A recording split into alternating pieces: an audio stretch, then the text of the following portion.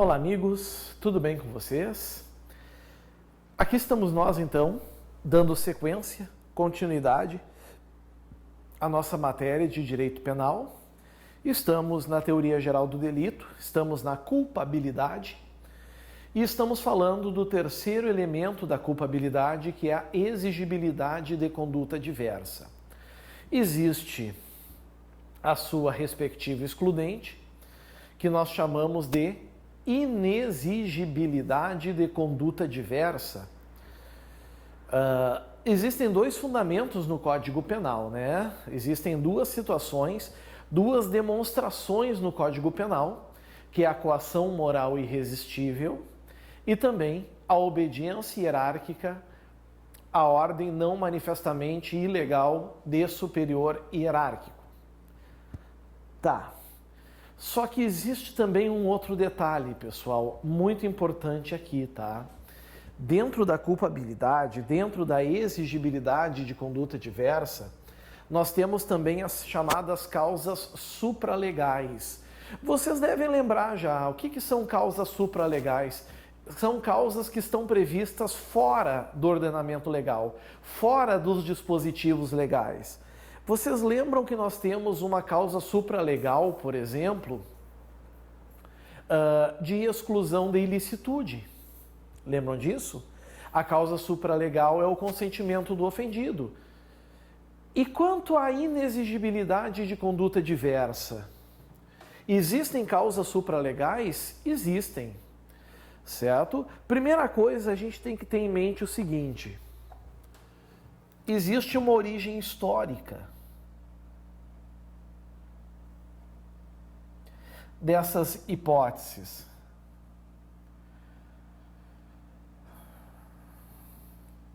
A origem histórica é a Alemanha. A Alemanha é praticamente o berço da teoria do delito, né?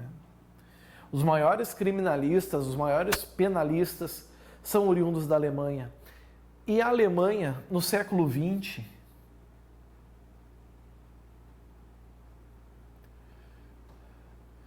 ela trouxe os casos que envolvem a inexigibilidade de conduta diversa. E basicamente nós temos duas bases, dois expoentes, que seria o cavalo bravio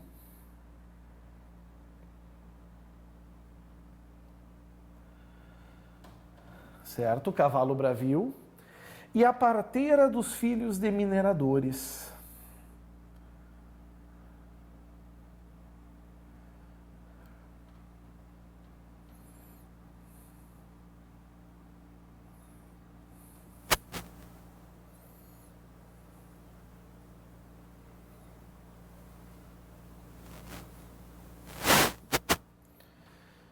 Aqui está, cavalo bravio e parteira dos filhos de mineradores. Qual é a diferença? O que caracteriza? O que é cada um desses casos? Eu tenho certeza que quando eu explicar para os senhores o que é cada um deles, vocês vão entender já o que é a inexigibilidade de conduta diversa. Cavalo bravio. Cavalo bravio é o seguinte, pessoal. O dono de uma propriedade, tá? Ele exigiu do seu capataz, exigiu do seu funcionário da fazenda que selasse um cavalo bravio, sabendo que ele é bravio, sabendo que ele é arisco, e que fosse conduzir esse cavalo pelos campos da fazenda. O funcionário também tinha esse conhecimento e acabou praticando o fato.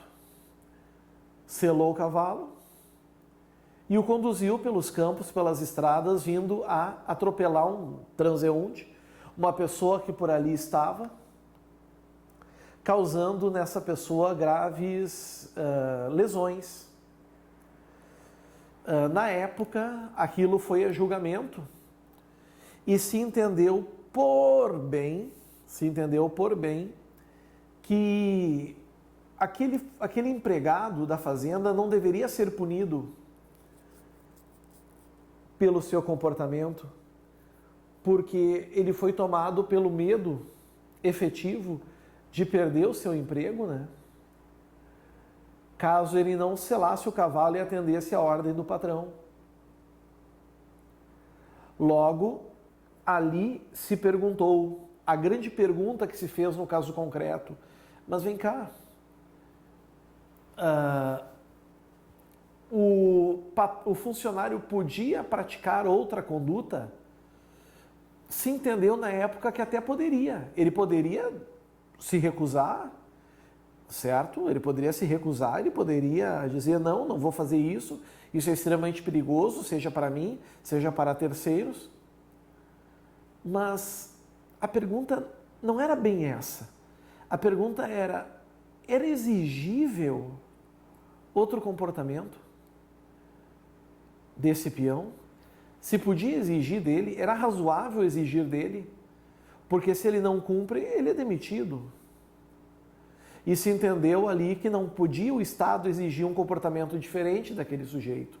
Nem a sociedade também não podia exigir do indivíduo um comportamento diferente da que ele teve. Nesse conceito, pessoal, não foi punido esse funcionário, mas sofreu uma punição o proprietário da fazenda. Essa é a história do cavalo bravio. E essa outra história aqui, da parteira dos filhos de mineradores. Essa história também é interessante, pessoal. Datava também da época do século XX e uma parteira que trabalhava para um grupo, o dono proprietário do minério da região disse para ela, né, que o funcionário, no dia que o funcionário tivesse o seu filho, para ela avisar, porque aquele dia ele teria folga, ele não iria trabalhar. Só que os mineradores ficaram sabendo desse fato, chegaram para ela e disseram assim, olha, se os nossos filhos nascerem em dias de folga, tu registra no outro dia, em um dia de trabalho. Se tu não fazer isso, ninguém mais vai te contratar. Tomada pelo medo, tomada pelo pavor da ameaça de não ter mais trabalho e dependia daquilo, surgiu várias certidões de nascimento falsificadas. O caso também foi a julgamento. E nesse julgamento também se ficou pensando, né? Também se ficou pensando, mas vem cá. Ela podia agir diferente? Podia. Ela podia se recusar a falsificar essas certidões de nascimento, sem problema nenhum. Mas o Estado, a sociedade podiam exigir isso dela? Não podiam. Basta analisar o caso concreto. Se analisar o caso concreto, a gente vai perceber que essa mulher é tomada por um medo terrível,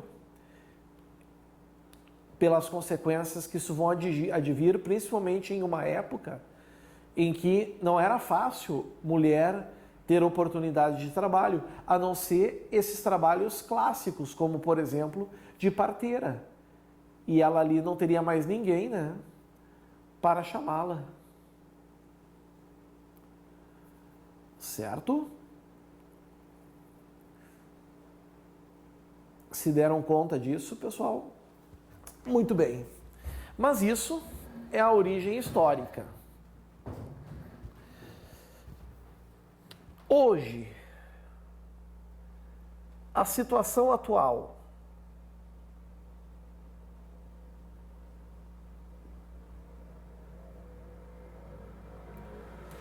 Situação atual. Será que hoje se admite causas supralegais de inexigibilidade de conduta diversa? Não há dúvida que sim. E eu estou me referindo a situações fora da obediência hierárquica e da coação moral irresistível. Eu estou falando de causas que estão fora da lei. Existem casos? Existem, amigos. E por quais motivos? Bom, primeiro, pelo princípio geral da culpabilidade, né? Uma pessoa só pode ser responsabilizada por um crime se ela for culpável. Afinal de contas, qual é o conceito de crime? Crime é um fato típico, ilícito, praticado por agente culpável. Começa por aí.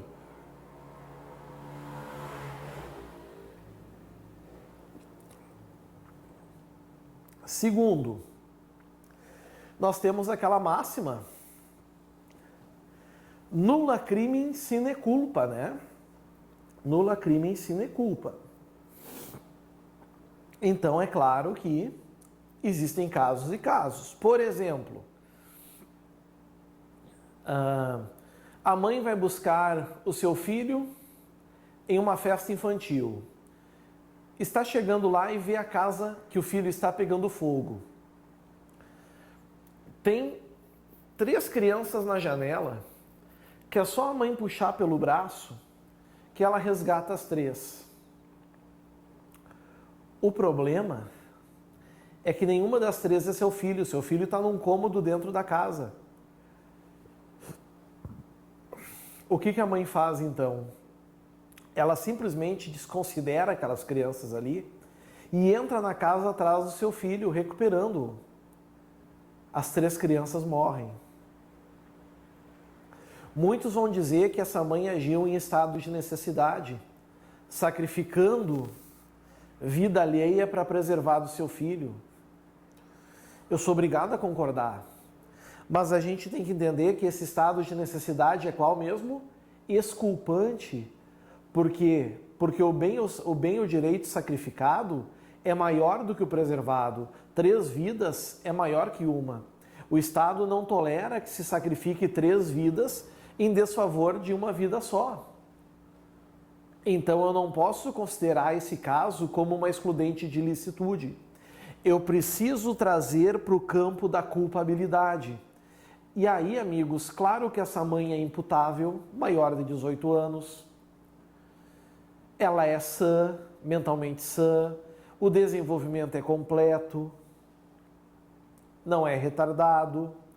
Essa mãe sabia o que estava fazendo, tinha consciência plena da ilicitude, só que ela mandou uma banana para o Estado, né? Por causa de uma pergunta. Se ela perguntar para o Estado, ei Estado, o que eu faço? Ela podia escolher. Ela podia muito bem salvar as 3 crianças e esquecer seu filho.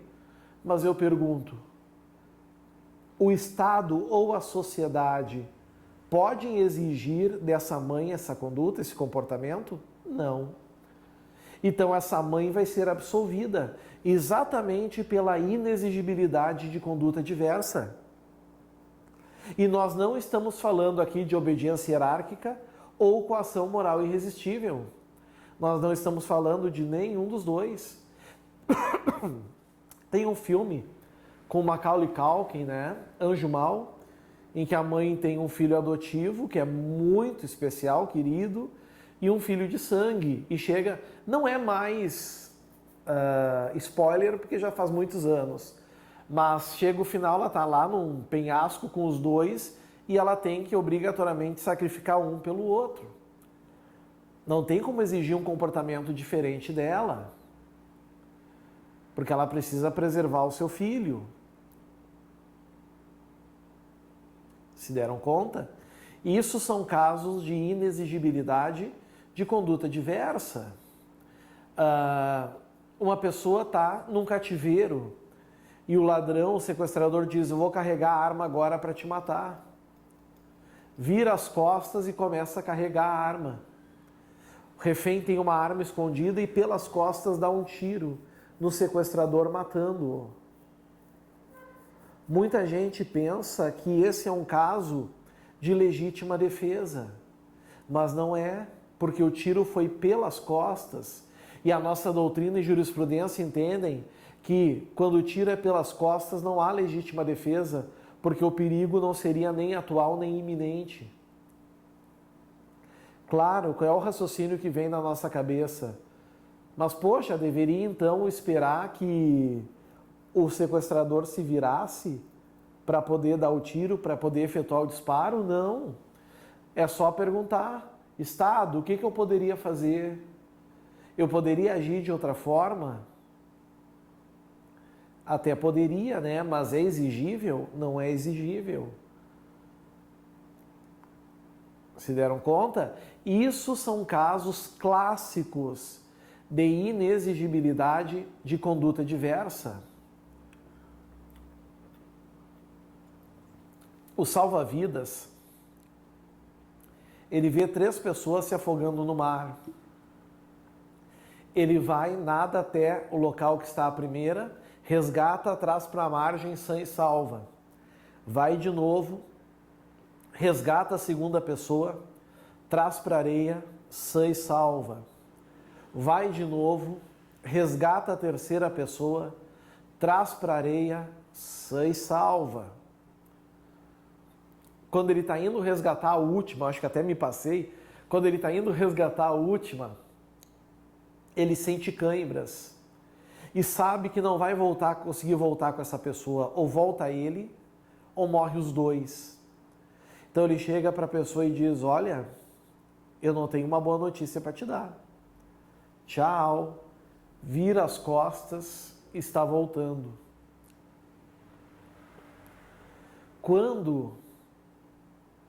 E a pessoa, claro, né, vem a morrer. Esse salva-vidas, ele agiu em estado de necessidade? Não. Por que não? Porque, como diz aquele famoso comentarista esportivo, a regra é clara. O artigo 24, parágrafo 1º diz que não pode alegar estado de necessidade quem tinha o dever legal de enfrentar o perigo.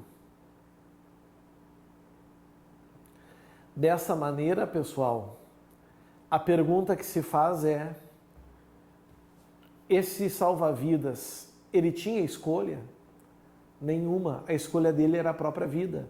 Ele pergunta para o Estado: Estado, o que tu queria que eu fizesse?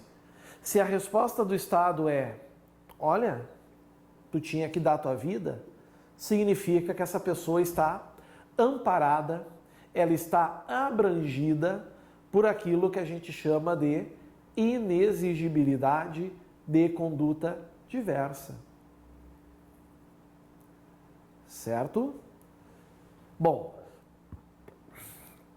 uma outra questão interessante, e se cair em prova, eu gostaria que os senhores não errassem, é que essas causas supralegais, ou até mesmo as legais, não importa,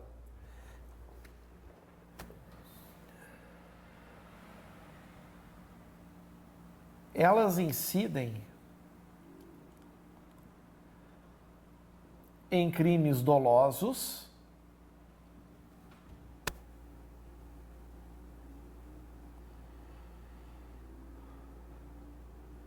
e crimes culposos.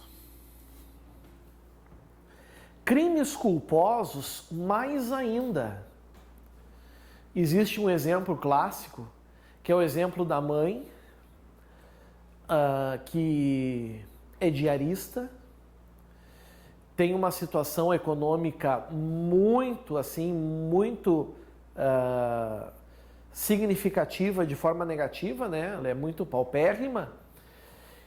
E como ela não tem ninguém que ela possa deixar o seu filho, e também ela não dispõe de nenhuma creche, porque as creches estão em greve, ela acaba deixando o filho sozinho em casa. Essa mãe tem plena consciência de que essa criança vai subir em móveis, vai entrar em armários, e se porventura essa criança vier a sofrer alguma lesão, essa mãe não será responsabilizada pelo crime de lesão corporal culposa. E por que motivo ela não vai ser responsabilizada por isso? Pelo simples fato, pessoal, que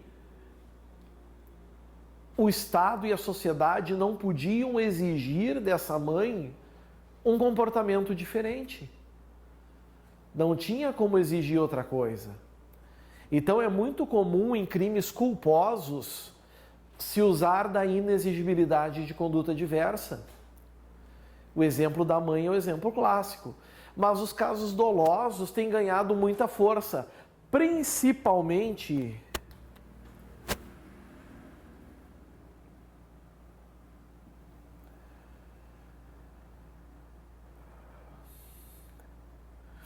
crimes tributários.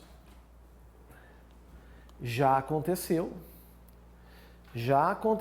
de crimes tributários. O Brasil tem uma lei. Eu convido vocês a pegar comigo. É a Lei 8.137 de 90.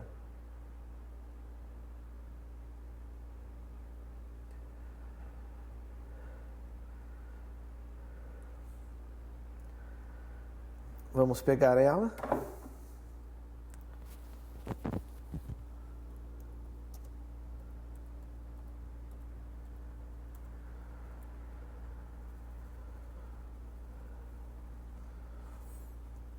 Lei 8.137 de 90, o artigo 1º é o artigo clássico.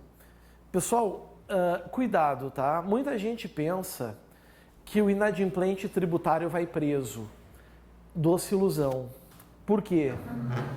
Porque não existe no Brasil prisão por dívida, salvo alimentos, salvo pensão alimentícia. Certo? Então, mas aqui está dizendo que no artigo 1º que a pena é de reclusão de 2 a 5 anos e multa. Mas esse cara aí não é inadimplente, ele é sonegador. Então é muito importante saber a diferença entre o inadimplente tributário e o sonegador tributário. A diferença é grande, pessoal. Certo? A diferença é grande. Só que vocês têm que se dar conta de um detalhe aqui.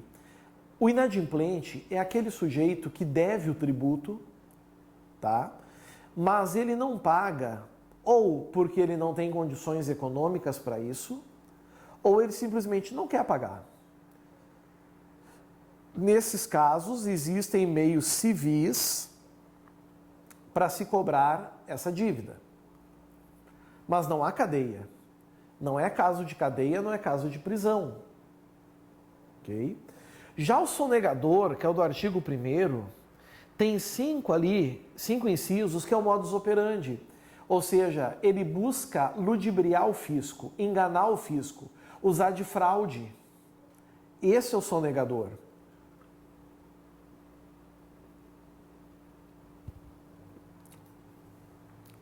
Vamos fazer uma suposição. No caso concreto, no Brasil é diferente, mas vamos supor que fosse assim. Certo? O dono de uma grande empresa, imensa empresa, está jantando com o fiscal da Receita. Ou melhor, com o auditor da Receita. E o auditor da Receita diz para ele, olha, eu tenho aqui indícios de que tu deve muito tributo e fraudaste a Receita. Eis que o empresário diz para ele, olha, tu tem toda a razão. Tu tem toda a razão. Eu ludibriei a Receita, eu soneguei muito imposto. Mas tu quer que eu te diga a realidade por que eu fiz isso? Olha a minha lista de funcionários. Eu fiz isso para poder manter a empresa em pé e manter o salário de todos eles que dependem da minha empresa para sobreviver. Olha que sensacional. Se eu pagasse o meu tributo, a empresa já tinha fechado e eu teria 8.000 famílias hoje na desgraça. Não há dúvida de que provavelmente esse sujeito, na esfera administrativa, na esfera fiscal, ele vai sofrer um procedimento. Mas existe uma chance muito grande de, no processo criminal, ele venha a ser absolvido. Por quê? Porque se perguntar para a sociedade o que ele deveria fazer, aos olhos da sociedade e do Estado, ele vai perceber que a ponderação de valores nos mostra que é muito melhor ter essas famílias empregadas, ganhando o seu pão. Essa é a questão, essa é a diferença. Se deram conta disso? Então, pessoal, muito cuidado, porque a inexigibilidade de conduta diversa, ela tem essa aplicabilidade efetiva. Seja em crimes culposos, dolosos, ganhando muita força também.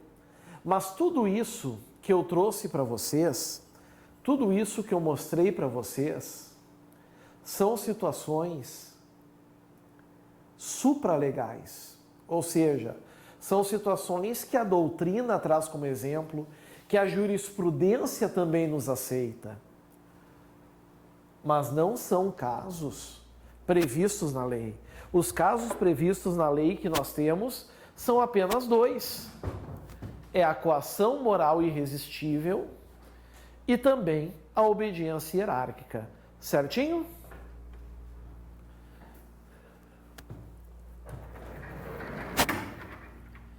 Vencido então aqui, pessoal, também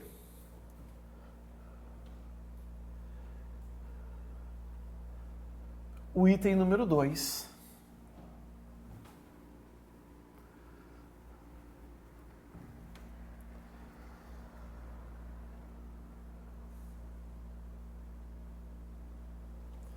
Temos que entrar no item número 3. Todavia, eu receio faltar tempo. Agora, meus prezados, é hora de tomar aquele cafezinho, é hora de tomar aquele chazinho, dar uma relaxada.